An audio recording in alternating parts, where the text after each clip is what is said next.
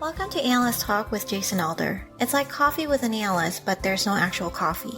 Each episode, we interviewed an expert in the field of law enforcement analysis to share their career-defining stories and to get their insights on the world. Please join us on recognizing and learning from these brilliant minds as we define the law enforcement analysis profession one episode at a time. Thank you for joining me. I hope many aspects of your life are progressing. My name is Jason Elder, and today our guest has 32 years of law enforcement analysis experience. She spent 21 years as a criminal intelligence analyst with the Arizona HIDTA. She has an experience in criminal analysis that includes narcotics, fraud, theft, money laundering, human trafficking, and domestic terrorism. She is a major contributor to the success of IALEIA's Foundation of Intelligence Analysis Training, also known as FIAT. Please welcome Elise Dekoschak. Elise, how are we doing? I'm doing fine, Jason. Thank you so much. It's been a long time. We worked together with the FIAT program. I think we said around 07 or 08. I can't remember when, but it's been a while, and it's good to hear your voice. I'm glad that you remembered me. I'm glad that you remembered me, too. That's actually how I sent the email out to say, hey, I hope you remember me, because I remember every one of the more than 80 people that I taught. Oh, Lord, I've lost count. It's more than 35 FIAT classes since its inception in 2003. Wow. All right. Well, I do want to talk about the FIAT, but first I want to get over to some of the highlights of your career. And so just kind of take the audience back to when you first discovered law enforcement analysis. It was a pure accident. After several years of working for a social service agency, drug and alcohol rehab center in Tucson, Arizona, I am managing their database, their data collection, their reporting to both state and federal funding sources. The salary was just awful. Terrible. My husband and I were struggling. So in those days, 1978, when I was just out of elementary school, of course, in 1978, perusing the want ads in the newspaper, my eyes lit on something for a research analyst for Pima County, where Tucson is. So since my degrees were in social science, research, writing, that sort of thing was right up my alley. So put in the application, had the interview, and surprise, surprise, they hired me. That was when I found out that the organization was the Arizona Drug Control District, which was a 4-county cooperative effort among the 4 counties in Arizona that border Mexico. Cochise is from east to west. Cochise, Santa Cruz, Pima, and Yuma counties. It was criminal intelligence analysis that they wanted someone who could do research, who could write an English paragraph, and who had some understanding of databases. So that was quite a shock. In about a year and a half, Arizona state government picked up the project and turned it into the Arizona Criminal Intelligence System Agency, the acronym ACIA. And what that did was house the original headquarters of the Rocky Mountain Information Network, RIMN, which is one of the 6 still existing regional information sharing system projects. And that covered the 8 mountain states. And I was privileged to be one of the first 2 civilians that they hired as analysts, and also was given the task of being the editor of the RIMN Intelligence Bulletin, which ended up going out to over 300 agencies in the U.S., Canada, and in Europe. That was quite a place to work. But Arizona has what is known as a sunset law, and every 4 years the legislature reviews an agency's status, production, they evaluate it. Mm-hmm. And in 1984, they decided we weren't worth keeping and shut us down. Oh, bummer. And, yeah, all the sworn people, because we had sworn officers in every county in Arizona and communicated on a regular basis with the other Rocky Mountain states in the RIMN project. Unfortunately, all of them they weren't all let go. They were absorbed into the Arizona Department of Public Safety, which is what we call the state police out here. Mm-hmm. And the civilians were helped to find other jobs. Well, I had seen the writing on the wall, so I already had taken another job at a defense contractor, and I spent about 5 years there before finally being able to come home to law enforcement at the Pima County Attorney's Office, which is what we call district attorneys in Arizona. And after that, I was their one and only criminal analyst. That's where I really did the investigations on all those various crime types that you mentioned in my introduction. And after that, fortunately, because of my previous experience at ACIA, when they were standing up the Arizona HIDTA in 1995, I got a phone call telling me about it. And then my boss, who had been my boss at ACIA, invited me to apply, and there were something like 25 other people who applied for the job, but none of them had any criminal intelligence analysis experience. Some of them had it in the military arena, but anybody who's been in the military knows that that sort of intelligence work is very different from law enforcement. And so I started there in October 95 as one of the first 5 people who stood up the Arizona HIDTA. Who was your boss? Yeah, it's Richie Martinez. Okay. He was one of the first 13 people who created the International Association of Law Enforcement Intelligence Analysts, IALEIA, in 1980, and I joined the organization at that point at his behest. And because he was the only person at Arizona DPS who really knew about an intelligence sharing system, because to be honest, what Arizona had in ACIA was what would be today a fusion center, the multi-state project, and also a mini HIDTA. And they shut it down because they didn't think it was worth the money in 1984. Okay. So Richie was the analyst supervisor at ACIA, and he was the only one at DPS who had that kind of experience. So they made him the analyst supervisor for the brand new HIDTA. And after that, for the next 21 years, that's where I was. Okay. So what kind of tasks are you doing when you're first starting with ACIA? You mentioned the publication that went out, but what are some of the other tasks that you're doing at this time? We had, as I said, it was a cooperative information sharing. Various law enforcement agencies around Arizona and then in the 8 Mountain West states would feed us information about crimes that they were seeing, crime trends. I actually did a trends report in 1980, okay? And also they put in requests for information. Say, hey, anybody out there seen any crimes that look like this? Or we're looking for this fugitive. And they'd send a photo in. And that's the sort of thing we did. And my first big case was quite traditional. In Tucson, we had a Italian mafia Don, Joseph Bonanno, the last Sicilian-born mafia Don in the U.S. And he had retired, supposedly, from active mafia work into Tucson. We had a retired FBI agent on our staff who had been investigating Bonanno for years, and he came up with a strategy to really get some inside information. We did, and after about 6 months, we found evidence that he had perjured himself in court. We brought it up, and I was the one who had to collate and relate all the various pieces of information that we had. And I did it, believe it or not, in a database because we had a very early version of a word processor on our mainframe. And I had to collate all the various pieces, and there were hundreds of pieces of information, to find the pattern. And we took him to court, and he was convicted of perjury. And it was the first conviction that Mr. Bonanno had suffered since the 1940s. Wow. And this was late 1980. On the basis of this, of our information, we got a federal search warrant and searched his house and found more evidence. You mentioned the pattern. How did you find the pattern, and what did you discover? I was looking at the dates that the information was collected. What we did, the FBI agent, the retired FBI agent, knew that Mr. Bonanno was in the habit of thinking on paper. And he wrote everything down. After he got his thoughts in order, or whatever the process was, he would tear them up and throw them in the garbage. Well, what we did was called a trash cover, because in Arizona, you put your garbage out on the curb, it's abandoned.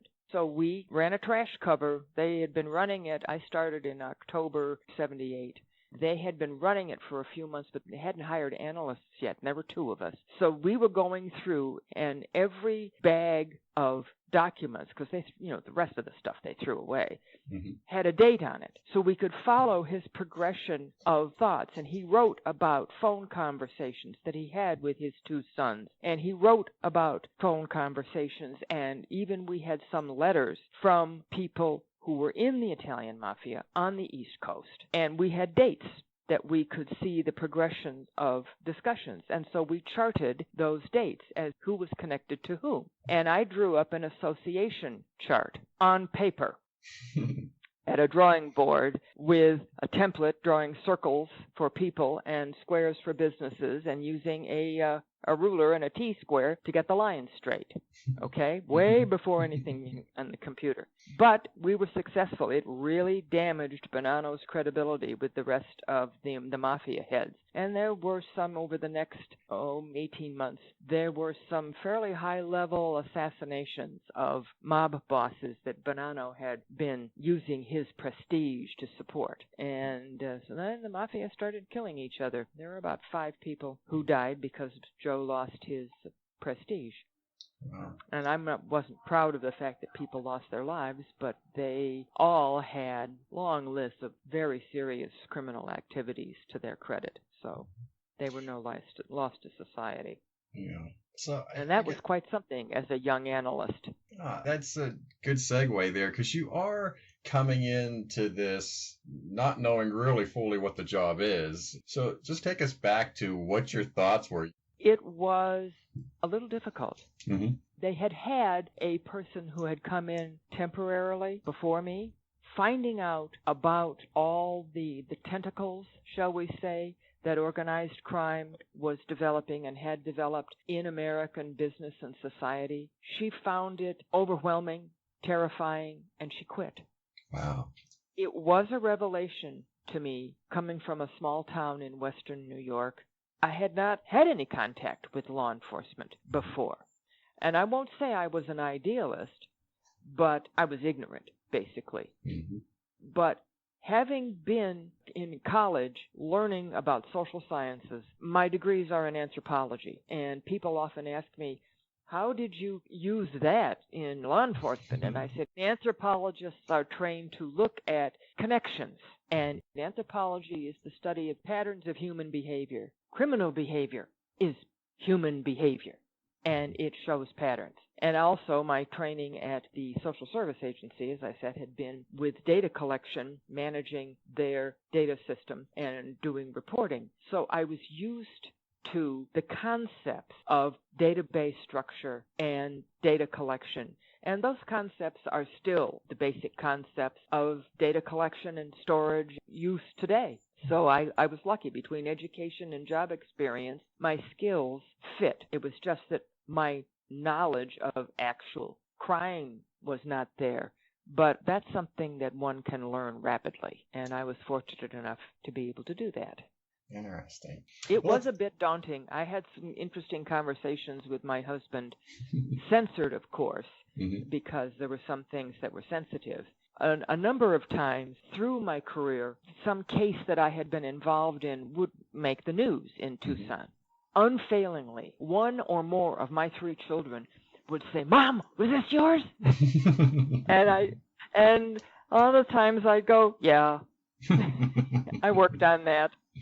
So, but I couldn't say anything about it, of course, while the investigation was going on. And they all got used to it, and they still are. They asked me, "Did you know about this?" Yeah. They're all grown and with kids of their own now, of course. But very good, very cool. So let's move on to developing the HIDTA, because as you said, you were one of the first people hired to create the Arizona HIDTA, High Intensity Drug Trafficking Area. So what was the plan going in? What were some lessons learned? We were extremely fortunate. As I said, Richie Martinez, who was one of the founding members of IALEIA, had experience because he started in, I think, 1976. So 1976 to 1984, he was at the heart of a interagency interstate intelligence development, sharing, and analysis project. So he already, having read the guidelines for the HIDTAs out of Washington, he already had figured out how to shape his concept to fit it and to support this pattern. In addition, after he retired from HIDTA, he was hired by the Justice Department to go around the U.S. and evaluate fusion centers. And the reason he was hired is because he knew about this, how to do this. So with Richie, we began a post-seizure analysis team, the PSAT. The idea behind PSAT is that when you make, shall we say, a seizure out on the highway, because of course at that time the money for HIDTA employees was funneled through the Department of Public Safety, which also incorporates the Highway Patrol here in Arizona. So we had officers going out and making seizures on the highway. We gave them a kind of a checklist of things to look for in those vehicles. We called it pocket trash. Look for receipts. Look for telephone numbers. Look for basic things like who owns the car and who are the people in it, because we had Border Patrol as one of the 17 agencies that participated in HIDTA. They keep track of who crosses the border back in from Mexico. So we could track people from these border crossings by the license plate on the car and who was identified in the car. To give you an example, we were able to, the PSAT team was able to at one point track a huge load of marijuana from Tucson all the way to the East Coast and then trace the driver with the load of money coming back to Tucson. Because what people lose sight of sometimes is that except for crimes committed by people who are insane or crimes of passion, crime is committed for gain. There's money. And so the people who were driving these loads have to be compensated. They have to be paid back. Just like if you travel for business, you put your receipts in to your boss for your hotel, for your gasoline, for your meals. These people do the same thing, or at least they were in those days. And so we were able to track this load. And there were two people driving it. One was a U.S. citizen, Caucasian from Arizona, and the other was an immigrant from Jamaica. He had the connections through the Jamaican criminal organizations on the East Coast in the New York City area. So the two of them were together, and they both kept their receipts. So when we hit the load, we identified the load coming in and then tracked it all the way across. And sometimes you have to let something through so that you can get these criminal patterns. We alerted the authorities at the New York, New Jersey HIDTA. They took off the marijuana at that end, but it was after it was delivered and offloaded into a house, and the driver and his passenger thought they escaped, and so they came back to Arizona. And then we picked them up when they got back here. Actually ended up indicting a whole bunch of people in Arizona, and they indicted 6, I think it was, as memory serves, in New Jersey. So that is the kind of thing that the HIDTAs do and the fusion centers do. And I would say that one of my main messages to other analysts can be best illustrated by what happened when the people in Nevada were going to stand up the Nevada HIDTA. They came down to talk to us because we had been going for a number of years at that point. We were sitting in Richie Martinez's office, and he brought me in, and the people from Nevada were saying, how do you do this? How do you get all these agencies to work together? And Richie looked at them and said, how often do you get together and meet and talk together? And they kind of looked at us and went, talk together? If it hadn't been sad, it would have been comical, I'll tell you. And so he explained to them that we had the Tucson area group meet at HIDTA every other week, sometimes once a month. It depended on how busy all the agencies were. Everybody participating, the 17 agencies participating in the Arizona HIDTA, would get together and compare notes about what they were seeing, what was going on. We started, I can't remember how many projects now, I don't think I ever counted them, enforcement projects, giving directions to officers on the highways, on the street, of what to look for. And when you tell a Pima County Sheriff's deputy to look for particular behaviors of traffic based on what you've heard from the Santa Cruz County Sheriff's Department, from the Border Patrol and or DEA, it makes their enforcement effort much more enlightened. So I would say talk to each other. And I know that territorialism gets in the way. I will tell you, from when I started, it was one of the most male chauvinist professions that you would ever want to encounter. And my best example of that is I had been working on this Bonanno case for 9-10 months. And I'm sitting at my desk, and one of the Pima County Sheriff's deputies who was assigned to us walked up to me with some papers in his hand. And he kind of hunched his shoulders and looked at me and said, "You type, don't you?" And I looked up at him and said, "No, it's not a sex-linked characteristic," which is a physical anthropology term for something that, a characteristic that is only demonstrated by one gender or another. But since he had no idea what I had just said to him, he turned around and walked away. And what I didn't say was, "No, I don't type because you'd have to teach me to spell first." Yeah. Because I can't. I don't spell for beans. It's interesting. It makes me think of one of the first people I worked with at the Washington-Baltimore HIDTA. A lady's name was Beth Hart, and her father purposefully told her not to learn typing because he didn't want her to be a secretary. So she never learned to type for that exact same reason. So that's funny that you mentioned it, that story that way. Yeah. And to be honest, it didn't help that when he came up to me, I was about 6 or 7 months pregnant, wearing little frilly maternity clothes. So it did kind of gave that impression, but yeah. And that has improved over the years. Yeah, well, that's good. That's good to hear. Has improved.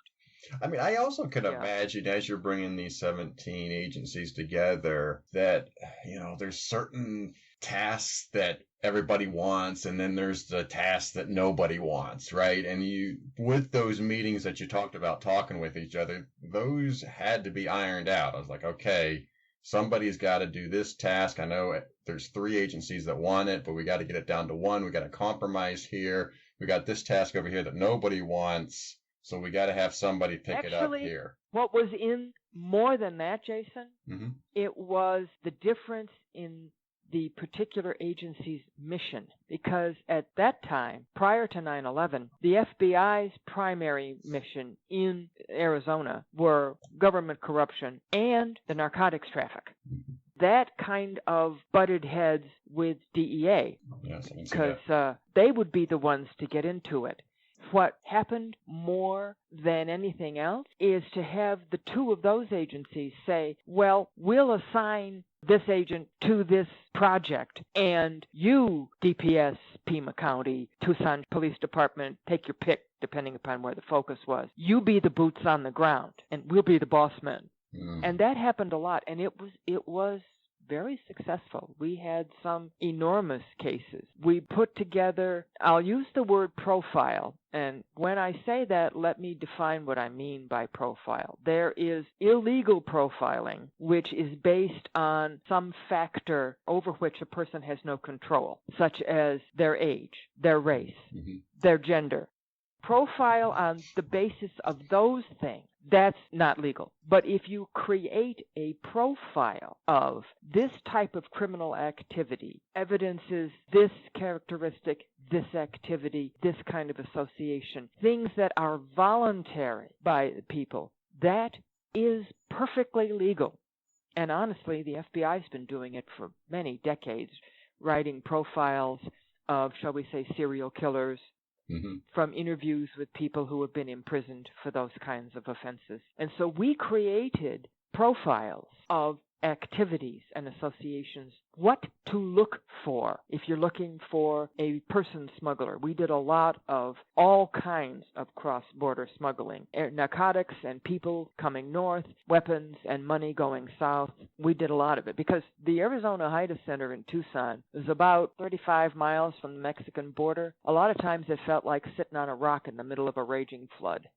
Got to tell you, because there was so much going on. Yeah, and right now, my house is only about 5-10 miles farther north of the Mexican border in Cochise County.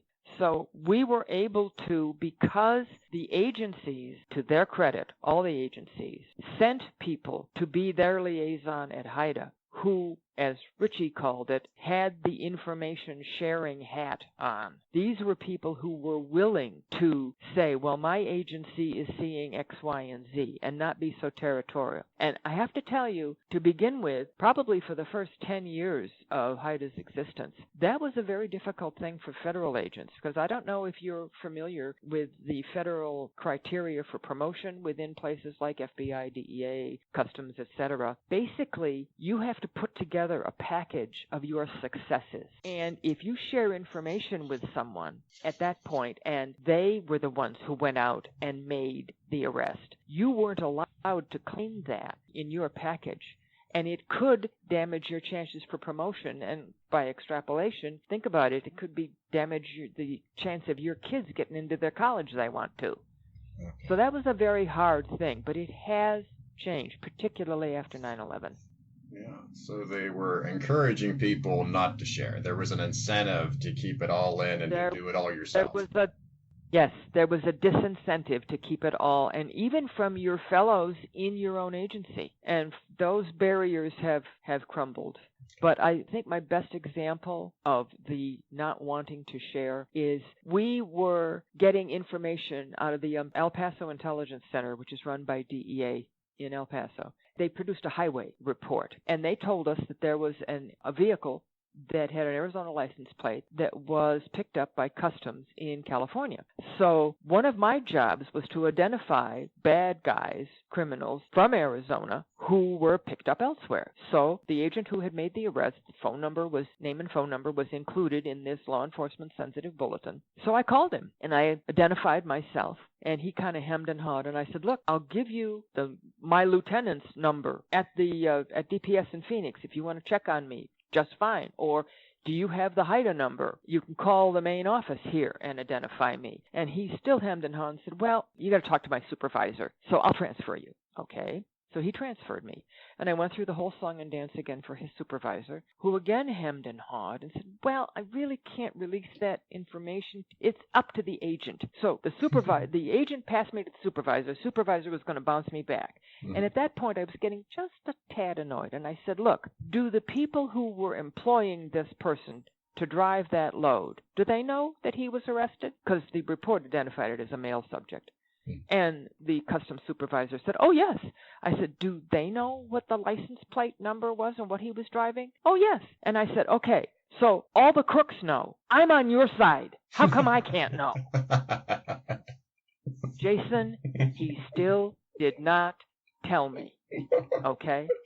Oh, man. But I will say, and now again, I'm telling you how old this was. After 9/11, that kind of thing changed dramatically. It was a sea change. And one of the first agencies, this will probably surprise you, who did change dramatically was DEA. When I made these kinds of phone calls out of state, not only did I get the information, they called me back to give it to me. Because they knew we were putting it into the our HIDTA database, which, as your experience in Washington, Baltimore would have told you, went into a national HIDTA system, information sharing system. Mm-hmm. And one of my other good examples, not to be too wordy about it, but my other good example is how this really worked. One of the partners in the Arizona HIDTA is the National Park Service, who have sworn officers. And Arizona has a lot of federal land. In fact, I'm sitting in Cochise County, and we have Coronado National Forest, which is beautiful. So one day, the Park Service people down at the borders of the forest sent in a report that they had seized, I believe it was 117 pounds of marijuana in bales that was just lying on the ground.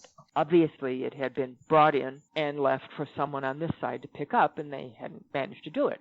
So the National Park Service officers wrote up the report and sent it to HIDTA. They also included in the report that they were going to stake out the area on a regular basis to see if they could catch the people either coming in to drop it off or the people from this side coming to collect it. About 10 days later, they came upon what ended up being some 200 pounds of marijuana in bales lying on the ground. So, and that's a very rugged area down there. There is the Huachuca Mountains go up to 9,500 feet. There's snow on them right now. So this was in the foothills. So they went and hid in the bushes, and a little while later, an old, rickety, dark brown station wagon drove in to the area. And the cell phone service down there is very difficult. So the driver was a man in his 50s, was leaning out the window with his cell phone in his hand, looking around, going, "How do you expect me to expletive-deleted find anything in this expletive-deleted mess out here?" And he went on and on like he's leaning out the window trying to get cell coverage. He never did find the marijuana. He was a man in his 50s. The passenger was a woman who appeared to be in her 80s. Wow. So after they drove away without finding anything, it was pretty obvious from the conversation that apparently the Park Service officers did not even have to strain to hear because this guy was yelling. They took down the license plate number. They picked up the marijuana, took it back to their office, weighed it, and sent in another report with the license plate number. I was responsible for Cochise County, so it came to my desk with the license plate number. So I ran the plate in Arizona Department of Motor Vehicles, and it came back registered to a man in his 50s and his wife who was in her 80s. So, and I was able to pull their driver's license photos from the automated system. So I wrote up a report detailing everything I said, the 2 loads that he'd driven this car in. I left out all the details of the conversation, but that they were both appeared that they were both in the car, and I put it up into the HIDTA information sharing system. This was October. It was either the last week in February or the first week in March. We got a call from DEA in Des Moines, Iowa. They routed the call to me because the agent asked who was the person who put this report in. Our front desk knew that was my area, so they routed the call to me. So I'm talking to this agent, and he says, "We picked up a motorhome with this woman who by then was 85 and her 55 or 6-year-old husband. She was driving on the interstate. The dog hit on it, and there was, I think it was 700 pounds of marijuana in the back of the motorhome. Okay? For Arizona, you got to remember that's only a moderate-sized load because we get tons down here. They took them into jail, of course, and when they had their bail hearing the next day for the judge, they were both crying, "Oh, we were forced to do this. They threatened us. They threatened our kids. This is the first time we've ever been involved in anything like this." The DEA agent, of course, who had access to the HIDTA, ran their names, access to the HIDTA, the information sharing system, ran their names and called me, and he said, "You seem to have evidence that they've been involved before." And I said, "Absolutely. The best way to do it is to connect the 2 officers." I gave him the name and the phone number of the National Park Service officer who had made the report and been there and seen these 2 people in the previous October. And then I quickly called the National Park Service. I said, "You're going to get a call from Agent so-and-so in Des Moines. This is bona fide. He wants your report." Heard back later that the judge believed the National Park Service report, held the 2. DEA did a detailed search for pocket trash of the motorhome, found a receipt for a storage locker in Phoenix, raided the storage locker, and it was full, floor to ceiling, of 1,800 pounds of marijuana. Then they pulled the phone numbers from these people's cell phones and their home phone down in Cochise County, and discovered that those phone numbers connected to not 1, but 2 active DEA OSADEF investigations, one in Phoenix and one in Los Angeles. Excellent. All from the fact that the National Park Service lived up to their obligation to report seizures to the HIDTA Center. And this leads me to another important thing, if you don't mind. I'm not really digressing. It used to be that if you asked an agency head, like a sheriff, police chief, whatever, "Sir, what do you need to make your job easier?" They would say, "We need more night vision equipment, or we need more canine officers, or we need better armor." They would not say you need an analyst. My opinion, one of the reasons for that is previously, particularly prior to 9/11, outside the federal arena, state and local agencies had never had exposure to intelligence analysis or analysts. They only knew about crime analysts, who are still a very important part of the profession. When you hear reports of burglaries are increasing or rapes are decreasing or whatever, it's because the crime analysts have put together the statistics and reported them. But the agencies didn't know about intelligence analysis. 9/11 changed all of that. And with the advent of the fusion centers and the HIDTAs too, now you have agencies that have seen what an intelligence analyst can do. And I did actually hear agency heads say, "What do you need more money for?" "I need to hire an analyst," or "I need to hire multiple analysts." Mm-hmm. We had, as I have said, 17 agencies, from a small 15-person, including the chief and his secretary and the dispatchers, police agency in a small town in Pima County, up to and including Arizona Department of Public Safety, 1,600 staff strong, to Customs Border Protection, FBI, and DEA. So we had to juggle all levels of law enforcement. And it worked, and it is still working today. Very good. I love these stories that you're telling me, and we haven't even got to your badge story yet. So let's take a break. Well, okay, the story about the two people in the motorhome, that's one of my, quote, bad stories, unquote. But I have more. After 32 years, yeah. All right. Well, let's take a break. When we come back, we'll get to those other badge stories. And I also want to talk about IALEIA and FIAT. You're listening to Analyst Talk with Jason Elder. We'll be right back.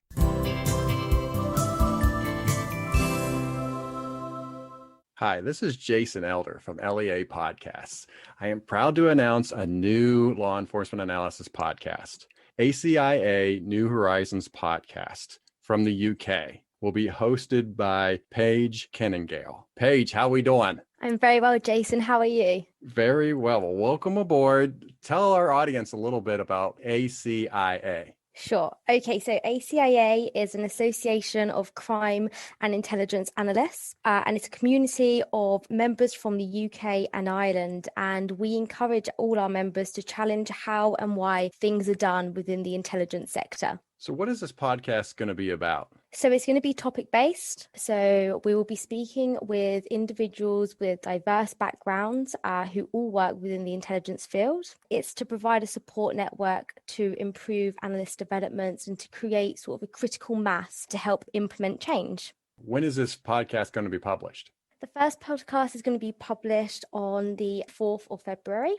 So you will be able to find the ACIA New Horizons podcast on our website. That is www.leapodcasts.com or wherever you get your podcast. And then, Paige, one last question. What are your words to the world? Be open-minded and allow me to network and promote the profession.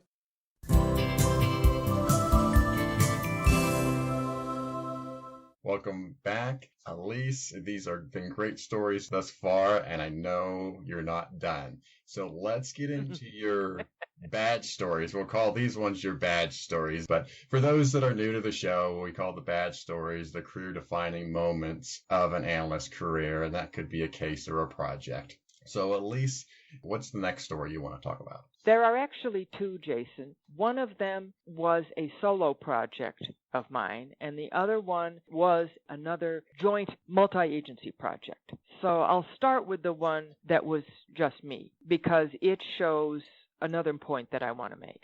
Mm-hmm. In 2003, the mountains north of Tucson, the Catalina Mountains, where there's a ski resort and there are businesses and homes, the mountains caught fire. And I'm not talking about one little fire. I'm talking about the whole mountain range was ablaze. Because, of course, it's very dry out here. And, in fact, for a couple of weeks, the valley where Tucson is, there was a pall of smoke hanging in the valley. It was difficult. The National Park Service, a HIDTA member, called my boss, Richie Martinez, and said, we need some help. We've got a lot of information. We don't know what to do with it. Got a lot of information about who was up on the mountain those days.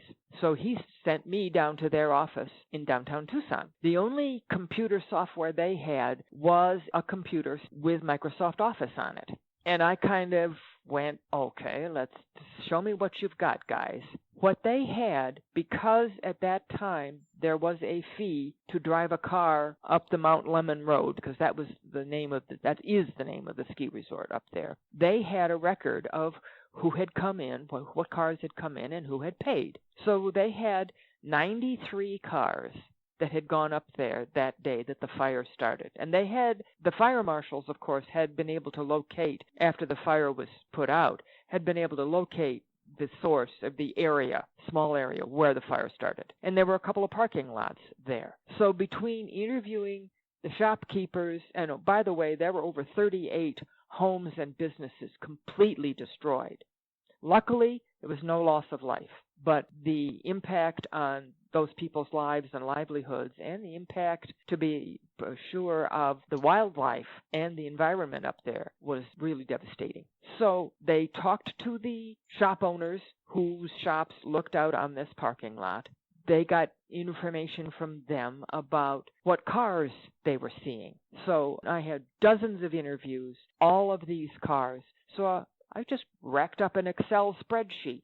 I entered the cars, the license plates, the make, model, the time that they were seen, and the location. By checking against the times that the various cars that were seen entered the area, because, of course, as I said, they had to pay their entrance fee, and that time was noted. After, it took me about 4 days, I would say, going down to that office every day, to be able to reduce that number of 93 cars down to 3 who were seen consistently in the area right near where the fire started, all through the time period that the arson investigators estimated the fire had begun. Just real quick, how did you reduce that number from 93 to 3? By checking the times that the cars entered the area, because when they paid their entrance, their fee, as to when the approximate times the shopkeepers, and there were houses there too, people who were residents,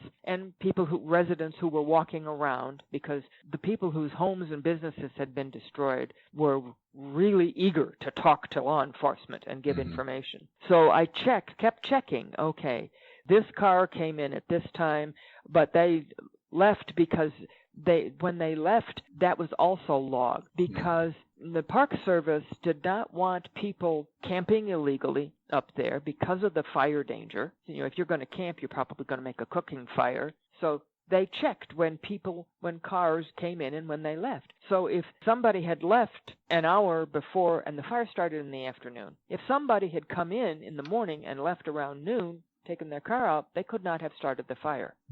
That's a very broad example, but you see that the thought process that goes on here. And that brings me to another important point. I was using just an Excel spreadsheet. I was not using any of the sophisticated software that we have today. And that's something that a lot of analysts, particularly people new to the field, lose sight of. Computer analysis software properly employed can show you the facts of what's happening, but it cannot and never will tell you what those facts mean, or if you're looking at criminal trends, what they might imply for the future. That's up to the analyst. And my best example is you have to know how things work. You have to understand how the different steps in different criminal activities, you have to understand what goes into those. And my best example for that is, I think I told you before, is everybody's seen the Wizard of Oz movie. And they know that when the wizard at the end is taking off in the hot air balloon and leaves Dorothy behind by accident, he leans out and says, "I'm sorry, I don't know how it works." The analyst has to know, A, how the criminal activities work, and they have to understand what the capabilities and limitations of the software are. Very good. So what I was able to do by comparing all of these various factors, I was able to narrow that 93 cars down to 3, which instead of, I think it was something like 127 people, as memory serves, down to 6 people. So, and the analyst, again, this is something else that analysts and sometimes agencies forget. It is not the analyst's function to solve the crime. It is instead for us to be force multipliers, to use a military term. We're not a luxury for agencies, because as a force multiplier, a single analyst can work on a number of investigations at once. I think what IALEIA says is that an experienced analyst can work up to 4 major cases at a time. Well, what that does is free the sworn members, get them out of the office, away from the computer, out to do what their skills and experience and their legal capabilities allow them to do. We don't solve the case. We focus their efforts in the best direction, which is also called intelligence-led policing, a concept developed in the UK in the 90s. You focus from 93 cars down to 3, from 127 people to 6. And what the officers did was go out and interview those 6 people. And my favorite vehicle of the 3 that I narrowed it down to was a little Volkswagen Beetle, because that one a lot of people talked about, and they said that the occupants of that car were gone for a significant period right around the time the fire started. Mm-hmm. So what the officers did interviewing these 2 young men discovered that they had called in sick to their employers that day. In other words, they were playing hooky. Mm-hmm. The vehicle, the Volkswagen, belonged to the one guy's girlfriend, and they had driven up there. Well, they said, oh, no, we weren't up there. Well, telephone call analysis. Their cell phones were pinging off the cell tower up on Mount Lemmon right around the time that they estimated that the fire started. So in other words, I did communication analysis. I did an association analysis with the times and the vehicles. Finally, when these 2 young men were pressed with this evidence, your phone was pinging up there. Did you have your phone with you that day? Oh, yes, sir. Okay. Well, then your phone was pinging off the towers up there during this time. They finally broke down and admitted that they had lied to their employers, were playing hooky from work, and had gone up on the mountain to get stoned on marijuana and burned the bloody mountain down. And they both went to jail for 10 years. And when their pictures appeared in the paper, the elder of my 2 sons called me on the phone and said, Mom, I went to high school with that guy. He was a jerk then.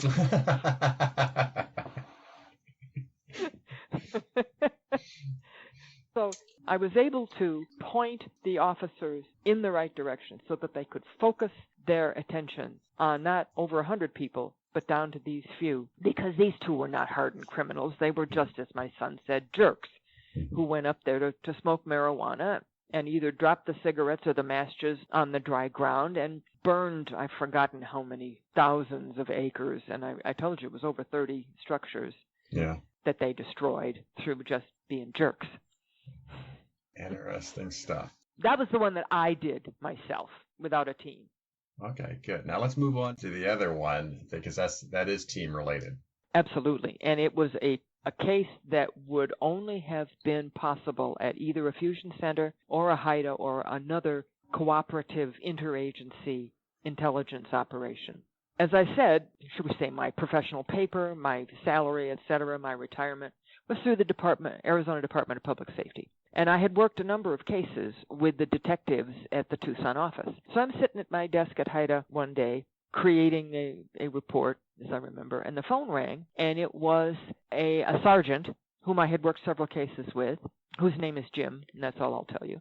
Okay. And Jim said, Elise, I'm at a training session in Las Vegas. I will be here for the next week, but my team leader on the highway just called me, and they made a significant seizure. I need your help. What can you do for me? Wow. The seizure was as follows. It was a tractor trailer that was full of stolen, processed copper anodes.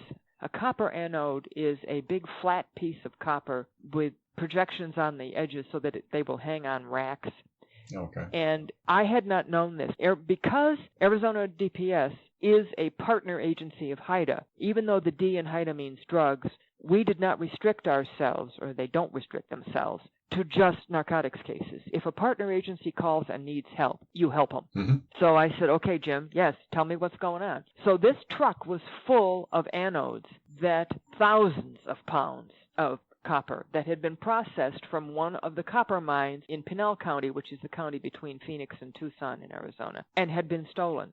DPS had been working on this case for a while because they had an employee of the mine come to them and say, the mine has noted significant losses in the neighborhood of, now get this, 500,000 pounds of processed copper. That's not chicken feed. No. But this individual came to law enforcement and said, I think I have an idea. I think I saw something. And this was not that many years ago. I think it was 2014, about 2 years before I retired. So this is not just old news. So what he said was, we need to watch, there's a couple of local Arizona-based trucking companies, semi-trucks, that we need to watch. The truck that had been stopped on the interstate by Jim's team was from one of these local companies, and it was chock-a-block with stolen copper. And so he told me all of this and said, what do we do? And I said, okay, do you have any idea where this truck was headed? Because there's no seaport in Arizona, obviously. Mm-hmm. And he said, oh, yeah, they were going to the port of Los Angeles. Well, 2 cubicles from me was a senior analyst from Customs Border Protection. Mm-hmm. So I said, all right, what's the trucking company? Who's the driver? Give me the license plate. Tell me what was on the handwritten bill of lading, not a computer one, but it was a handwritten bill of lading to a company name in Oceanside, California. I had him give me all of this. And then when I said, okay, Jim, call me back in an hour or so. It just so happened that Jim's wife was one of our research assistants, whose cubicle was just across the little partition from me. Mm-hmm. So I said, look, I think I'll get Emily working on this too. And I hung the phone up, stood up, and walked over to the Customs Border Protection analyst, and I said, we got us a case. We need your help. And so I gave her all the information. This was about, I would say, 2 o'clock in the afternoon. She grabbed the phone and called the port inspectors in D.C., whom she happened to know. She told them this, and they pulled the records of this little company in Arizona, and they pulled the records, the international trading licenses, I forget what their term is, of the little shipping company in Oceanside, California, to find out that they had shipped 144,000 tons of what they said was recycled metal to Hong Kong to be sent in to mainland China. It was like the last 6-7 months. They had 40-something shipping codes, this little company in Oceanside, California. So what I did then, because my phone rang on another project, I remember, so what I asked Emily to do was get a hold of the police department in Oceanside, California, and find out what you can about this company. Guess what, Jason?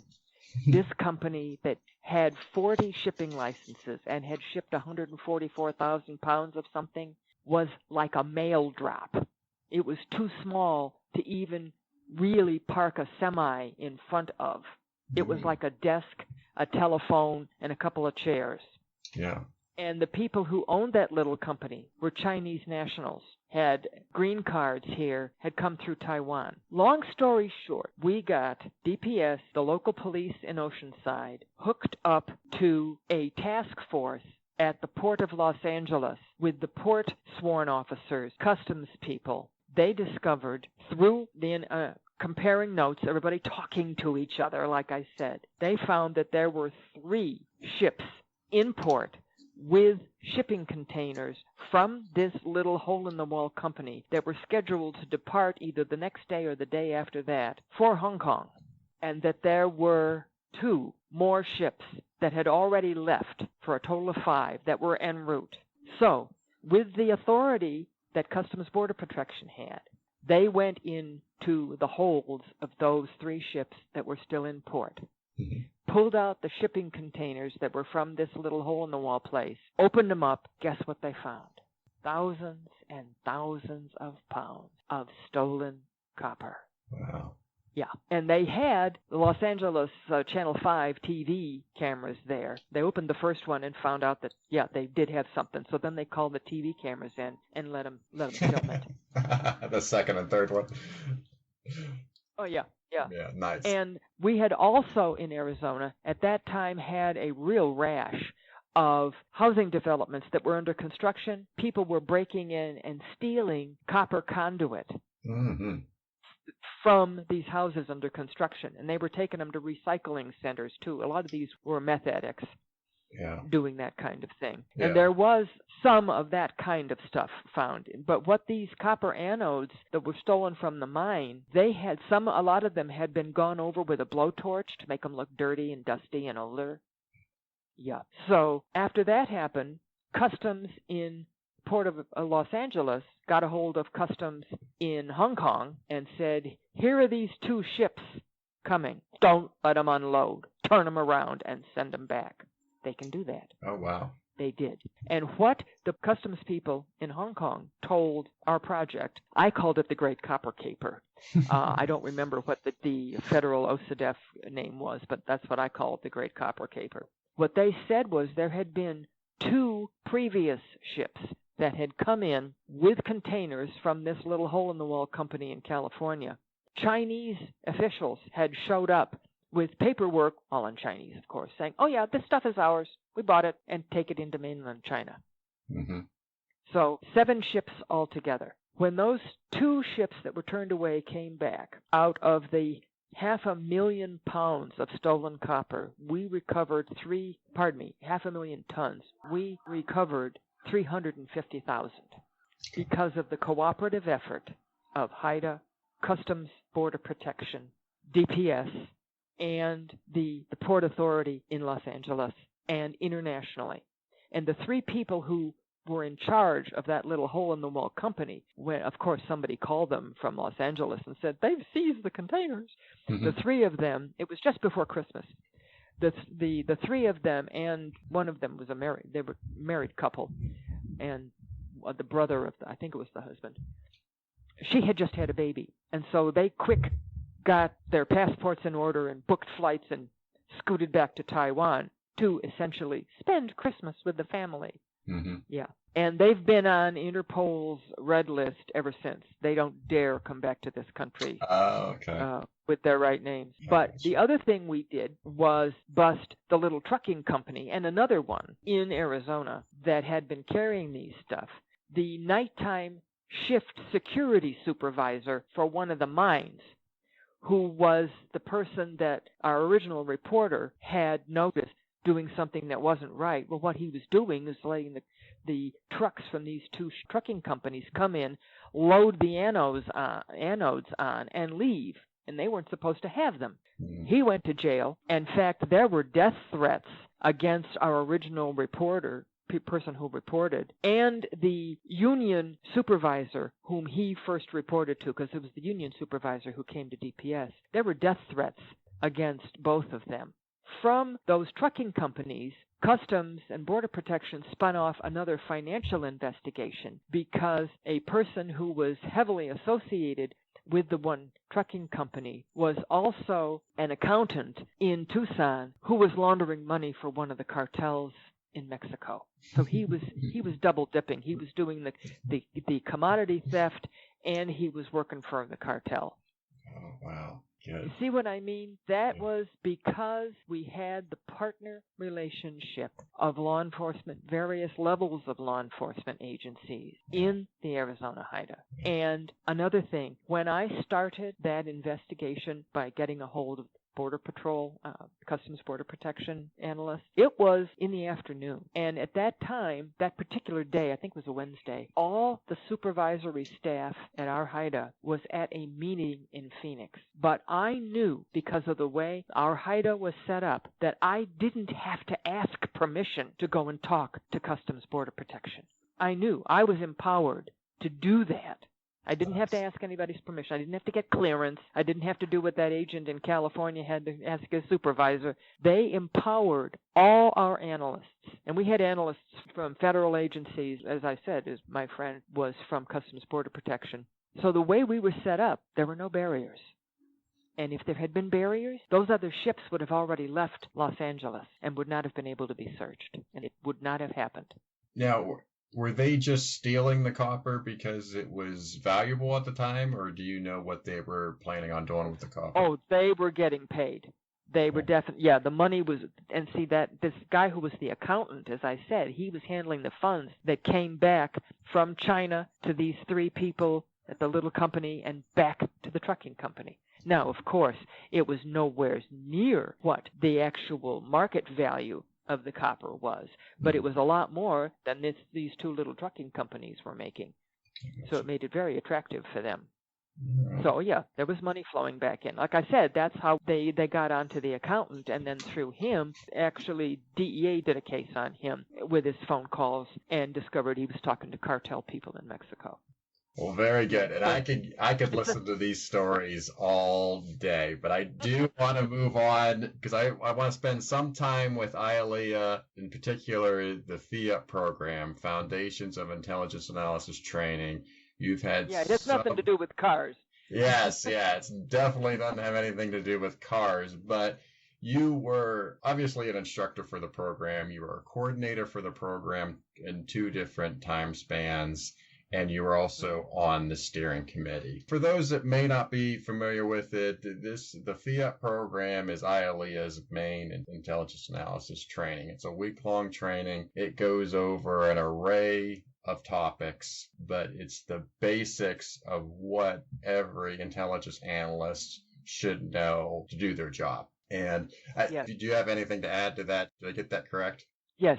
Okay. And I think it's important to lay out how it came to be. After 9/11, the U.S. Justice Department convened an intelligence summit in March 2002 in Washington. The then president of IALEIA, one Richie Martinez, was invited to attend. One of the things that came out is that outside the federal arena, there was no standardized training available for law enforcement analysts.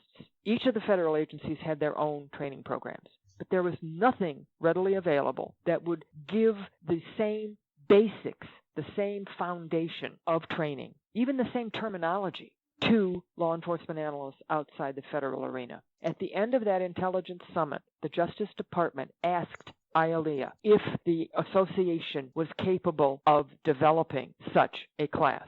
And out of that summit came the basis of the National Criminal Intelligence Sharing Plan, which laid out what you said, that it had to be 40 hours. It had to be in classroom, in person, which is changing now, by the way. Online is being allowed.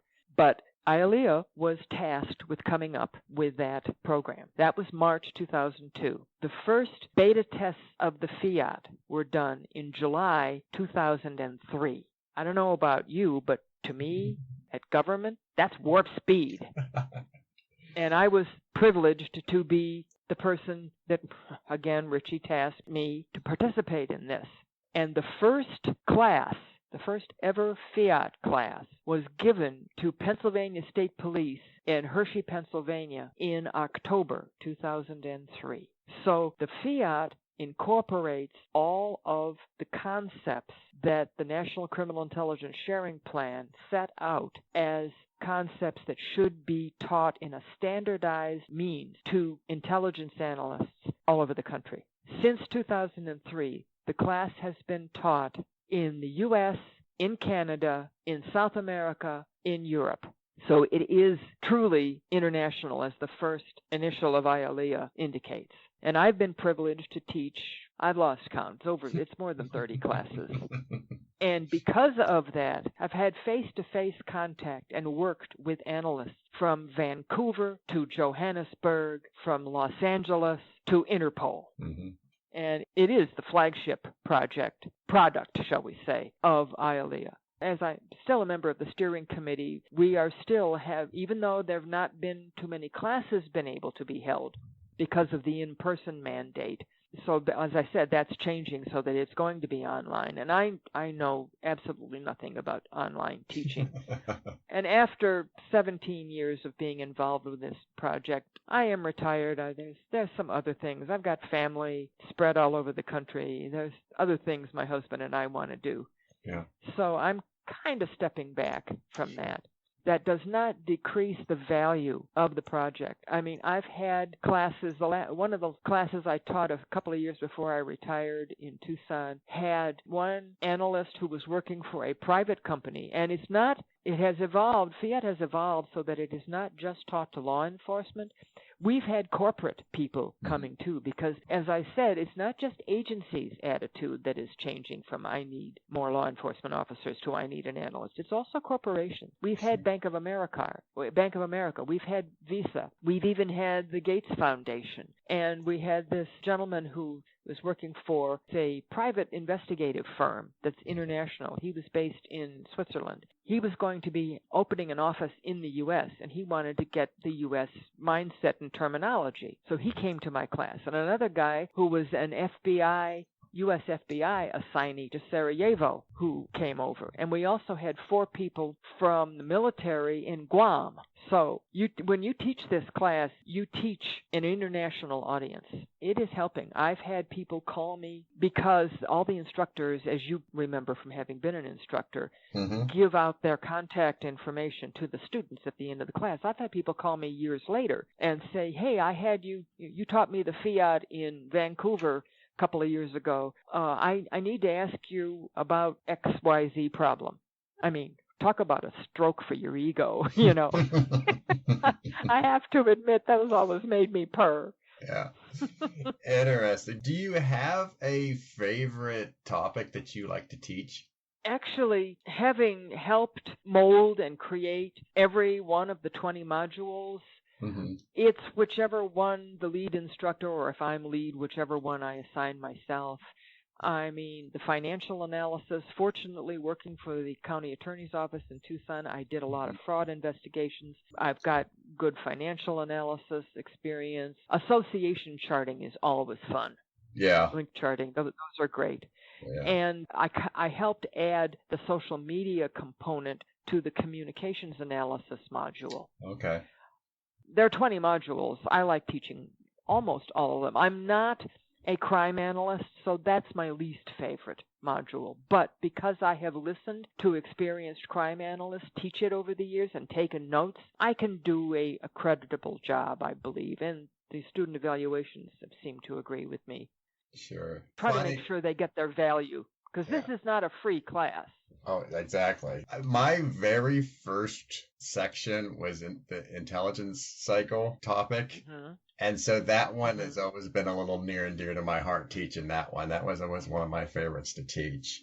And I did teach the crime analysis one several times. Yeah, well, if you taught with me and I was lead, I would have assigned that to you.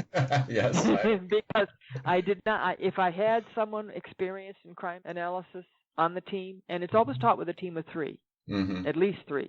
If I had a person, and then one of the reasons to teach it in a team of 3, first of all, 40 hours, 5 long days is an awful lot for any one person. And also, it gives you backup. If somebody brings up a question and you have no idea how to answer it, you can call on one of the other team members. You know, you back each other up. And occasionally, it doesn't happen as often as it used to, you'd have somebody in the class basically say that all of this was just fluff and not important, or that we were just blowing smoke, that none of this was important or real. So when you get a heckler like that, it's good to have 2 other teammates with you to prove this person wrong. Yeah. Say. You don't call them on the carpet.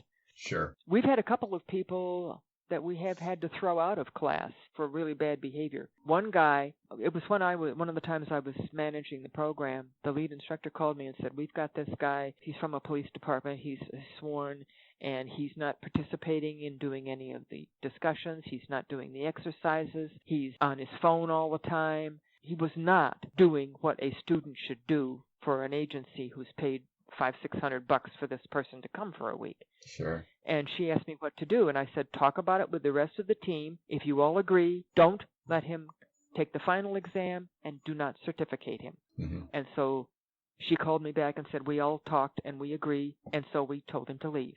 Mm-hmm. But I also told her, make sure that the supervisor at the host agency where they were hosting this class, make sure that that individual knows exactly the procedure and exactly what you've done. Mm-hmm. In other words, talk.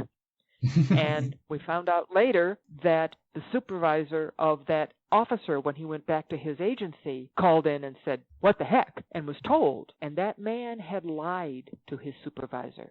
He went and said, oh, this class was worthless.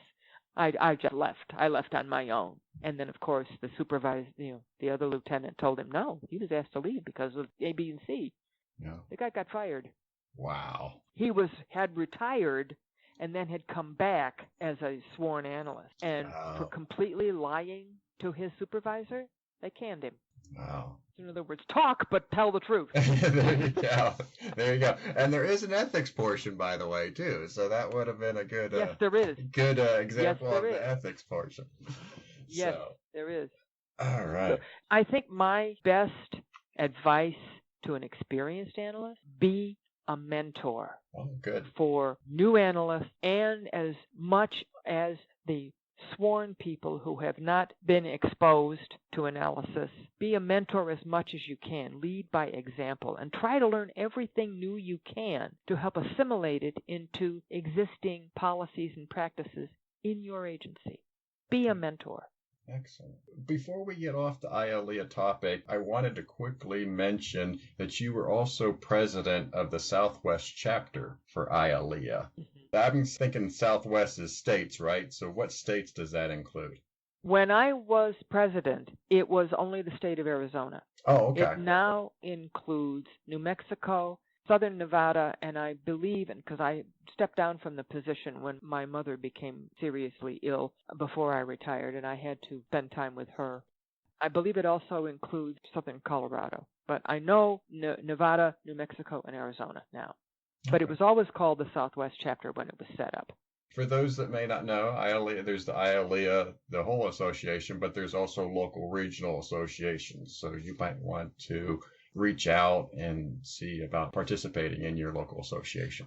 There are two very good reasons for joining any professional association. With IALEIA, there's a lot of training available, and the other is the incredible networking opportunity. Exactly. I mean, I outlined what it meant for me with FIAT across the globe, but if you are a member of a professional association, it links you to other like-minded individuals who are likely to be tasked with the same things that you encounter in your job, and use them as resources.